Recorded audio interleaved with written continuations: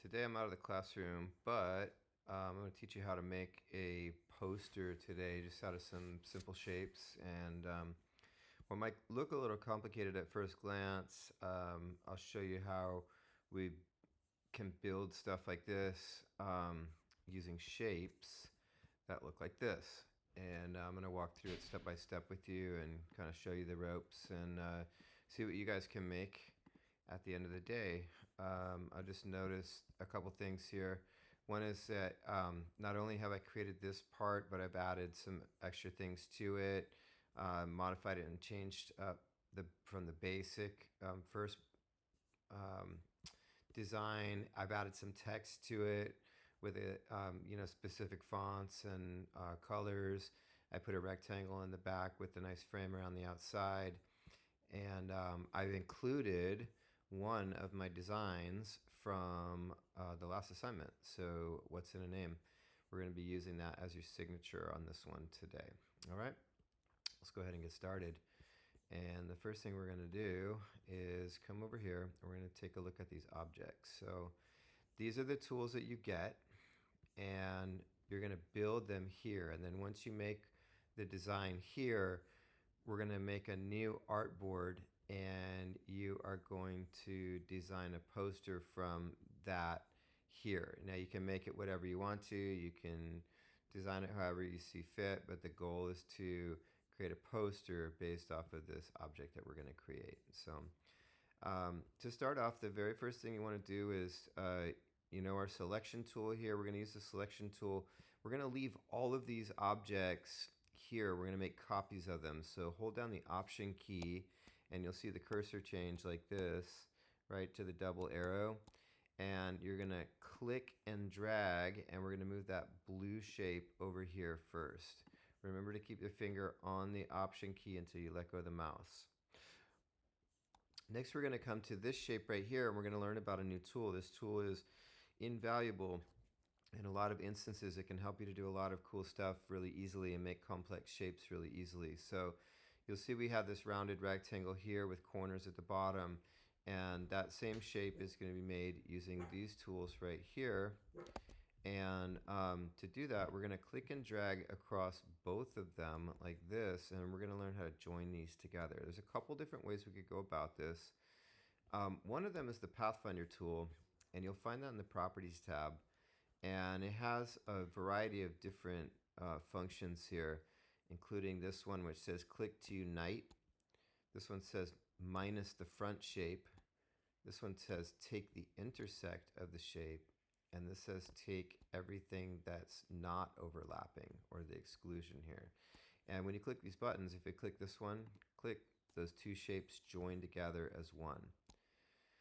In this version right here, you can select both of these, and you can say minus the front shape. Now we can tell which one's the front shape here because this one overlaps this one. And when we click this button right here, we subtract the front shape and we're left with this crescent moon shape. In this one, we're going to leave the circle right here, and then we're going to select both of these circles, and what we're after is this eyeball shape right in the middle where the two circles overlap. And to get that, we're going to click this next button here which says the intersection. So we're going to 1, 2, 3. When we click on this one, oh, it says no paths produced. Let's make sure we got the right thing here, and then intersect. There we go. Okay, so I'm going to undo that. You got to make sure you only have 2 things in there. I might have had 3 things in there. So I'm just going to get these 2 right here, and then I'm going to click this button that says intersect. I did it again. That's weird. Let me do it one more time. Boom. Okay, intersect. We got it. So these are all the shapes that will make up this thing over here. That's using the Pathfinder tool. What I can do is select this object here. Again, making a duplicate of it. Hold the Option key down, click and drag over here.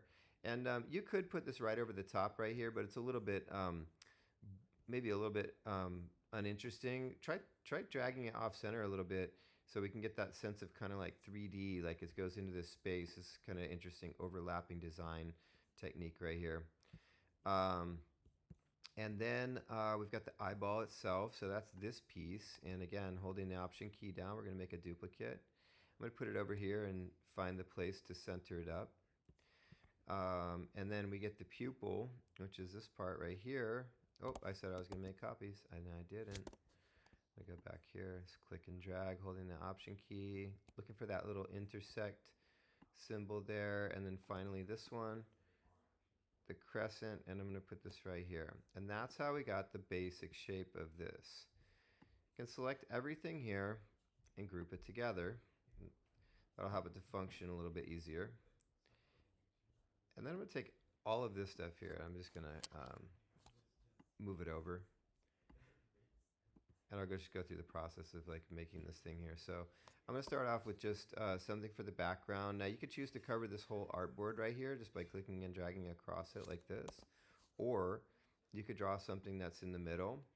And I'll leave it up to you to decide. Maybe you want a frame around the outside. Maybe you want to choose some a fill color like this. Maybe you want no stroke around the outside. I'll leave it up to you. No stroke, or maybe you want a stroke but a heavier stroke. You can choose the color. You can change the weight. Boom, anything, whatever you want to do here, okay? Let's take this group right here. Remember, now that it's grouped, we can just hold the Option key, click and drag over here, but what you'll see is that the rectangle that we drew overlaps our design here because it's the last thing we drew, so it's on the top. To change that, you can just right-click on this object. So I'm going to deselect first by clicking in this gray area and then clicking back onto this object. And then there's a couple different ways you can go about this. You can go to this Arrange button in the Properties tab. I like this one. And then let's just say Send to the back. And then that pushes it to the back there. And then we can work on rearranging our stuff. The other thing you could have done there is you can just right-click on the rectangle, which will also open up this menu. Go to Arrange and Send to the back. It's probably easier to use, just use the Arrange feature here and Send to back. All right, next, let's work on aligning to the center with this object selected here. In your Pathfinder tool, because we only have one object selected, we can, and with this artboard selected here, so we have this one in the back here. We're going to click this button here. It says Align to the artboard, and we're going to align to the center and then top to bottom as well. And then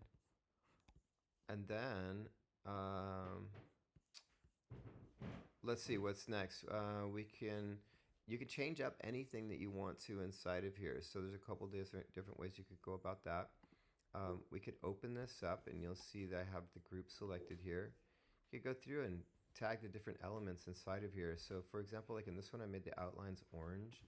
So to just select specific things, you can just click on them right here, hold the Command key, and you can select more than one. So I'm going to select the doorway and then the eyeball frame. And then you can just change, I'm going to separate these two. In the properties, you can just change the color of the stroke there and, make it whatever you want. So let's increase the brightness here. This HSB stands for brightness, saturation, and hue. Hue is just another name for color. Saturation is how much white is in it. And the brightness is how much black is in it. So you can change up the colors into whatever you want. In this example that I made right here, you'll see I have the blue for the eyeball. I did that by selecting this one. So again, I'll just target it in the layers. Notice I opened this up from right here. These little twirl down arrows right here. You can target these guys. So maybe I'll take this and change the color. So maybe you like, oh, this is interesting too. Okay, so this one only shows black when we go to open this up. If you click this button right here, we can get some different options. These stand for cyan, magenta, yellow, and black. You can also click this little button right here and just say, show me HSB sliders. And then we can increase the brightness, saturation. You can change the color to whatever you want. So Like if you like, green eyes, or if you like, hazel eyes, or you like blue eyes, or you like, red eyes or something. Um, Whatever you want to do, you can go ahead and adjust it to your heart's content. Okay, let's go straight purple. This little piece in here, just as a modification, like maybe I just want to target that and take the stroke off from it, set it to none. Boom, there we go. We're getting a little bit closer. Let's change the back. Let's change this doorway color to something else too. It's all just experimentation. What else can you come up with? What's interesting to you? I saw you guys make so many cool different colors out there the last time in our last project. I loved all the color schemes I was seeing there, and I thought that was pretty neat to see. I'm going to duplicate this black circle here for the pupil, and then holding the shift key and the option key at the same time, I'm going to shrink that down so it goes inside of here. And I'm going to see that intersect button. I want those two to intersect each other. There's two circles to intersect. You can also just tap the arrows in here and on your keyboard, and things will move around like this. What else do we want to do? Let's add some text, okay? T for the type tool. Click up here in the top. What do you want to say?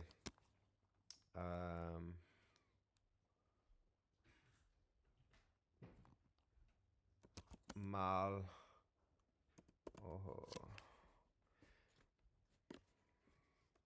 I wrote this. I made this No Malavivas because somebody had mentioned this to me as a. This was a design that they had mentioned that they were going to do last year, or a couple years actually, a couple years ago, and I really liked it. No Malavibas, and I thought it'd be a cool T-shirt to make, but anyway, you can have it say whatever you want to. Dreamtime. Let's make something like that, and then find a font that you like. Choose the font that like suits this. There's a groovy one. I'm just gonna go with this right here, Dreamtime. I'll show you some funky stuff you can do with text too while we're here. I'm gonna change the color of this to match this color, so there's a connection between this and this. You know what? Actually, maybe I'll go with the darker color. Yeah. And then, oh, watch. I'm gonna copy this, and then I'm gonna make that color. Oh, see the little drop shadow happening there? Very cool. I'm gonna wait on that. I'm gonna wait on that one. Watch. I'm gonna do this. Check it out. You can go to the effect tab here with the text. Go to warp, and then just start with arc, and it'll bring up this menu here, and you can see you can adjust the settings in here. So like this makes the text bend, but there's other things you can do too. So you can just warp the lower half, arch the upper part, right? And then you can adjust these values in here.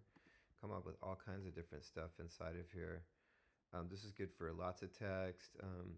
I like the flag one. It's kind of groovy, so give it a little twist to it. Oh, that looks cool. I'm gonna go with that. Press OK. Let's copy it again. Just option key, and then sample this other color. Boom. There we go. Now we got a design working. Pow. Something cool. Let's see. All right, so maybe this shine here is a little too big now. Let's go ahead and target that piece right here, and then I'm gonna shrink this down a bit. And oops. Don't forget Command Z is your friend. Command Z to undo things. And we are almost done with this tutorial. Almost done, and then we'll be able to move on to bigger and better things. So I'm just gonna put the shine out here, and then the last thing I want to do with this, very last thing, is I'm gonna go and open the What's in a Name tab, and I'm gonna copy my name from one of these, and then I'm gonna bring it back to here. I'm gonna press Command V, so Command C to copy, Command V to paste, and this is gonna become my signature here. Now, where I put this is important, right? So is it gonna go down at the bottom here? Is it gonna go down at the bottom in the right hand corner? I kind of like it in the middle here. It's like this is designed by me. dig it. You can also, check this out, you get this button here too to recolor. When you click that button, you can just rotate this thing around and it will, you can change the colors in the theme here. I think that's pretty cool. Let's add, I'm missing a piece from this, and that is the multimedia one. Make sure you have that in there. Command V, Command C, Command V, Command copy, Command paste. We'll learn about all that stuff. You guys are gonna get so familiar with all this stuff. I'm gonna adjust this a little bit. I'm gonna put some space here. Maybe crank up the multimedia one just a little bit so it's more visible. Align it under cross, and then maybe group all of these things together like that. And then let's see, is this all selected? Yes. And let's select everything here and then just align it to the center like this. And there's my design. I think this is a little high. Let me use the arrow keys and knock this down because I want it to be in this space.